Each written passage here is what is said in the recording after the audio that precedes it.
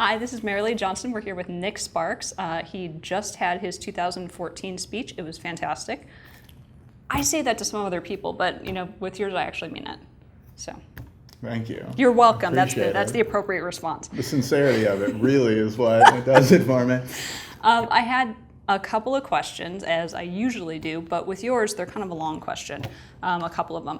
You said at the beginning of your speech that you were actually nervous to be speaking, but you seem to put it aside and just go on and have a great speech. So what would you say to guys who get nervous, or girls who get nervous and they don't know how to put that aside? How do you put aside your nervousness and just go on and try and do an approach or go on a date or? It's a great question. That's a great question. I'd say, first of all, practice. Okay. Practice is my 5th time speaking up here now, and if you watch some of my old videos, you'll see a billion nervous tics that I've hopefully gotten down to a minimum this time around.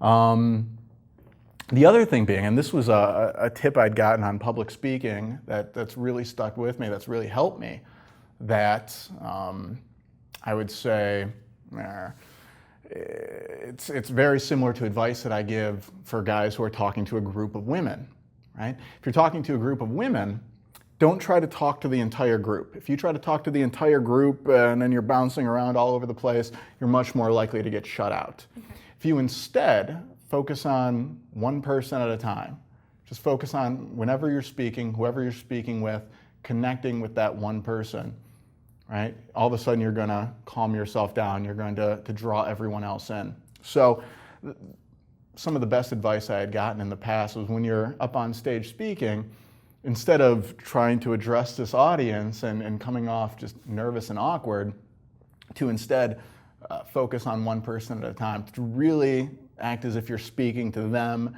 and them alone. And that greatly helps me, just that connection, just really feeling that, okay, like I'm in a conversation with someone now. That helps me to kind of calm down and ground myself more than anything else in the world, I'd say. That's good. The other thing that I wanted to ask was, you talked about getting out of your own way and just letting things flow. I know that many people have a problem with this. I have a problem with this. That I get nervous that if I'm not thinking about that, I'm not planning on what to do next, you might get that dreaded awkward silence. If I'm not thinking, okay, what am I going to say next? And I get out of my own way and I'm just like, okay, then there's nothing. Then I got nothing and they're not giving me anything. And then I'm afraid, what am I going to do? So how do I get out of my own way and still have that flow? This is really an issue for you? You really, you Yes. struggle with this? Yes. Oh, well, for you, since I want to help you with this, okay. You have to realize that, or keep in mind, it's that constant reminder to fight against the messages you've been hearing your entire life on the subject, constantly reminding yourself that, when you do start overthinking, when you do start getting nervous, it's only hurting yourself. It's only making things worse. And also keeping in mind that a conversation needs to be a two-way street, right? So one of the things that I teach, one of the things that I really focus on, I talked about this in my last speech at the 21 convention, is you have to leave those silences. You have to leave those pauses. If you're always looking to fill in the gaps, if you're always filling in the blanks, then the other person's going to feel like you're trying too hard. Like, why does this guy keep on, why does he seem so desperate? What is he trying to get from me? Right? A conversation is both people contributing equally to the subject at hand. So without that pause, without that silence, you're never going to give the other person a chance to fill in themselves, to contribute, to open themselves up and share in that. And you're just going to be the desperate guy trying to win somebody over. Yeah. Right? And so, and it's an excellent kind of tool to find out whether this person's on the same page with you. If I'm just going to leave that blank, then I'm going to feel the need to rush in and say something. And if they don't, then I know that, well, this person's got whatever else going on. They're not feeling this conversation great. It's very nice to meet you. I've got to get back to whatever. But then when they do, I all of a sudden know, oh, this person is invested in this. This person wants to continue this. And it's the best sign I could ever... Because you're getting feedback now. Because you're silenced. That's good. And you'll never get that if you don't give the space for it to happen. Yeah.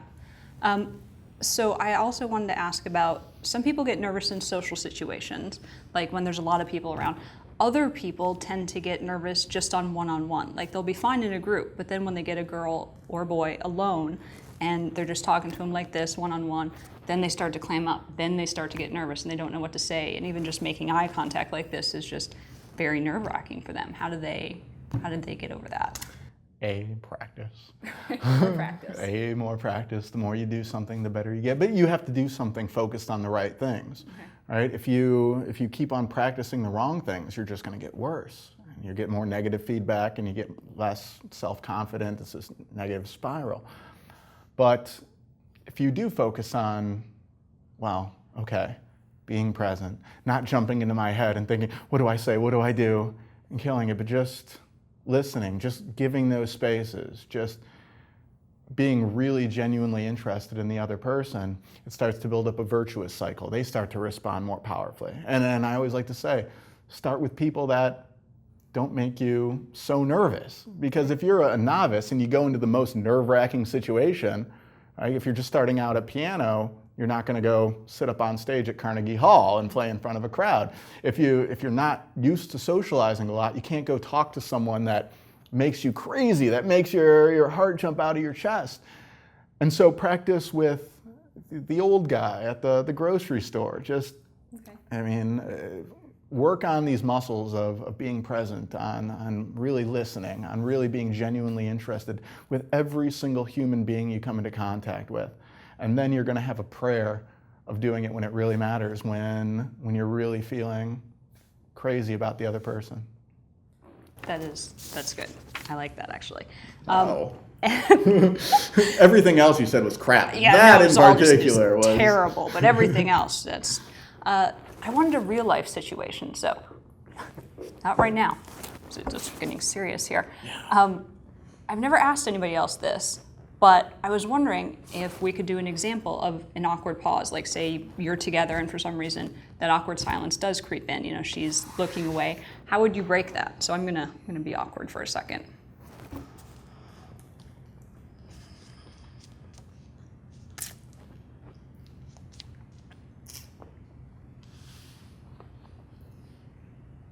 So.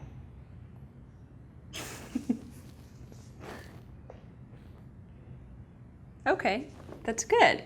He used silence and it wasn't an open-ended question, was it? Was it just? So. It just made me nervous and made me Yeah, start to talk a little. You yeah. hold yourself well. I wasn't sure. No, I'm totally nervous. Okay, well, is there anything that you want to tell the audience, something that you find really important or really calming that you think they should know?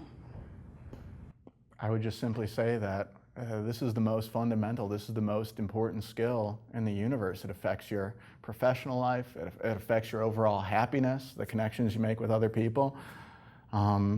Never stop practicing, never stop working on it, never stop kind of eliminating the old behaviors that have gotten you to a point that you're really not content with, and always look at every single person that you cross paths with as an opportunity to develop new abilities, new skills. Never stop improving. There's always the next level to get to, so to speak. This has been Nick Sparks for the 21 Convention. Thanks for watching.